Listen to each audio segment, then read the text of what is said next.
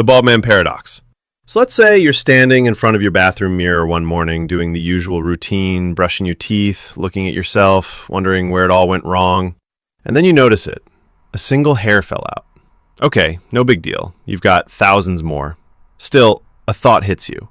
If one hair falling out doesn't make you bald, and two hairs falling out doesn't make you bald, then at what exact point does baldness officially begin? Is it after 100 hairs, 500, 5,000? At what number do you officially cross the line from guy with a bad haircut to guy who just went bald? Because here's the paradox. No single hair seems like the deal breaker.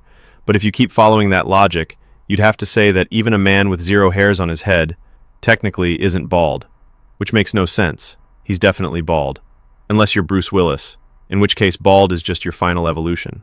This is called a Sorites paradox, and it shows how fuzzy language can screw with logic. Bald isn't a precise scientific measurement. It's just a vague word we all kind of feel our way through, which means depending on who you ask, you might already be bald. Yeah, sorry about that. Let me know in the comments how many hairs on your head you have left until you classify as bald. The time travel paradox. All right, let's fire up the flux capacitor and talk about time travel for a second. Imagine you build a time machine. Not some crazy gadget. Yours looks like a busted washing machine duct taped to a lawnmower. But somehow it works. You set the dial for 1920 and poof, you're face to face with your grandfather before he ever had kids. Now, for reasons best left unexplored, maybe he gave you terrible Christmas gifts, maybe you just don't vibe with him, you decide to take him out of the picture. Nothing personal, Grandpa, but you've been paradoxed. Here's the problem. If you succeeded, then your grandfather never had kids, which means your parents were never born, which means you were never born, which means you couldn't have gone back in time to do the deed in the first place, which means your grandfather is alive again? It's like a cosmic game of peekaboo where existence just glitches out. The paradox shows that time travel to the past breaks causality, which is the chain of cause and effect that reality is built on. Unless, of course, the multiverse exists. In that case, you didn't erase yourself. You just spawned a whole new universe where you're a monster and grandma is single forever. Either way, if you're planning on traveling back in time, maybe just shake your grandfather's hand and thank him for surviving the Great Depression. Don't, erase your own family tree. The barber paradox. Picture this. You roll into a tiny, one-road town in the middle of nowhere. Population? Probably like 43 people and a few wild animals. And in this town, there's exactly one barber. He's not just a barber. He's the barber. He cuts every man's hair, trims every beard, and shaves every face. But here's the deal. This barber has one very strict rule. He shaves all the men who do not shave themselves, and only those men. So if you're too lazy to shave, no problem, he'll do it for you. If you're the kind of guy who gets up at 5 a.m. and shaves himself clean, cool, you don't need him. Simple, right? Except who shaves the barber? If the barber shaves himself, then according to his rule, he shouldn't be shaving himself, because he only shaves men who don't shave themselves. But if he doesn't shave himself, then he falls into the group of men who must be shaved by the barber, which awkwardly is also him. No matter what he does, the rule breaks down. Basically, the barber is cursed to live in a paradox where he either shaves himself illegally or he doesn't shave and still has to shave himself anyway. He's stuck in an endless cycle.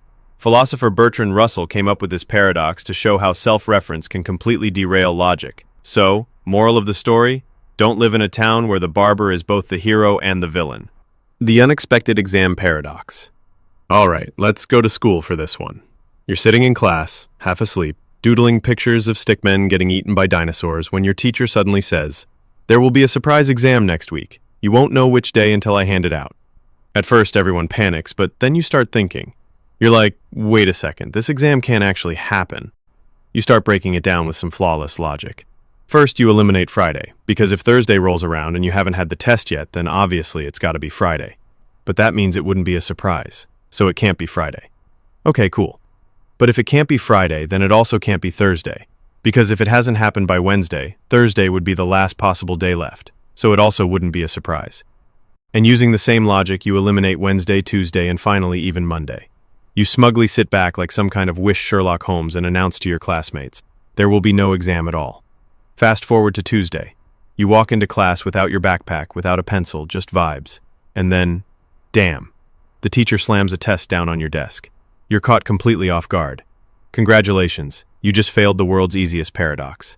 This is the unexpected exam paradox, and it's basically a logic trap. If you try to outsmart the surprise, you reason yourself into believing the exam is impossible, but the very fact that you don't expect it anymore makes it possible again. Sometimes overthinking just cooks you. The liar's paradox. Imagine you're at a party, and for some reason, instead of talking to normal people, you decide to corner everyone with logic puzzles. You stand up on a chair, raise your red solo cup like a king, and announce, "I am lying right now." At first, people just stare at you. Then the headache sets in. Because if the statement, "I am lying," is true, then you're lying, which means the statement isn't true. But if it's false, then you're telling the truth, which means it's true again. You're stuck in a perfect loop of brain static where the words cancel themselves out, and everyone at the party suddenly regrets inviting you. This is the liar's paradox, and it's one of the oldest logic breakers in history. It goes all the way back to ancient Greece, where a philosopher named Epimenides, who, fun fact, was himself a Cretan, declared, "All Cretans are liars," which immediately raises the question, if he's telling the truth, then he must be lying. But if he's lying, then some Cretans must be telling the truth. And if you're not lost yet, congratulations, you're lying to yourself. So if you're ever tempted to bust this one out at a party, just remember, it doesn't make you look like a genius. It just makes everyone else quietly move away from you. The indescribable paradox. The word indescribable was created so that nothing can be truly indescribable. Think about that one for a moment. The moment you call something indescribable, you've literally just described it. If it truly couldn't be described, you wouldn't be able to slap a label on it in the first place. So either the thing isn't actually indescribable, or the word itself is lying. The Monty Hall paradox. All right, let's play a game. You're on a cheesy 70s game show, standing under hot studio lights while wearing a suit. The host, Monty Hall, greets you with a big smile and points to 3 doors. Behind one door, a brand new car. Behind the other 2, goats. You pick a door, let's say door number 1. Monty, who knows what's behind all of them, opens another door, say door number 3, and reveals a goat. Then he looks at you with his big game show grin and says, "Do you want to stick with your door or switch to the other one?" Now here's where the paradox kicks in. Most people say it doesn't matter. 2 doors left, 1 car, 1 goat. It's 50-50, right? Wrong. Switching actually doubles your odds of winning the car. If you stick with your first choice, you only have a 1 in 3 chance. But if you switch, you've got a 2 in 3 chance. Why? Because when you first picked, there was a 1 in 3 shot you chose the car, and a 2 in 3 shot you chose a goat. Monty's reveal doesn't reset those odds. It just hands you extra information. If you picked a goat originally, which is twice as likely, switching saves you. If you pick the car, switching loses it. The math says switching wins in the long run. And yet, even when people are told the math, most still stay with their gut choice. That's the real paradox. Human brains hate probability. We'd rather cling to our first bad decision than trust logic, which, come to think of it, explains dating, stock trading, and nearly all tattoos. The birthday paradox. Okay, here's one that always blows people's mind. The birthday paradox. You're in a room with 23 people. Pretty small, right? That's not even a full classroom. But get this. There's a 50% chance that 2 of those people share the exact same birth. Now, your gut immediately screams, no way. After all, there are 365 days in a year, 366 if you're one of those rare leap day mutants. So how could such a tiny group of people have matching birthdays? But that's where probability tricks us. See, you're not just comparing each person to one specific date. You're comparing every person to every other person in the With 23 people, there are 253 possible pairings. That's 253 chances for a match. It's like flipping a coin. If you only flip once, odds are slim it lands on heads. But flip it a few hundred times, suddenly it's basically guaranteed. And the numbers get crazier. With 30 people, the odds jump to around 70%. With 50 people, it's a 97% chance someone shares a birthday. By the time you hit 75 people, it's almost certain. Which means if you're ever at a wedding and the DJ says, "Who here has the same birthday?" odds are at least 2 drunk dudes are about to high-five. This paradox works because our brains are absolute garbage at understanding probability. We think in terms of one-on-one comparisons, when in reality the odds explode once you scale up the combinations. That's why casinos exist, and why math teachers cry themselves to sleep at night. The shuffling paradox. All right, grab a deck of cards. Go ahead. I'll wait. Now shuffle it. Congrats. You've probably just created something that has never existed before in the history of the universe.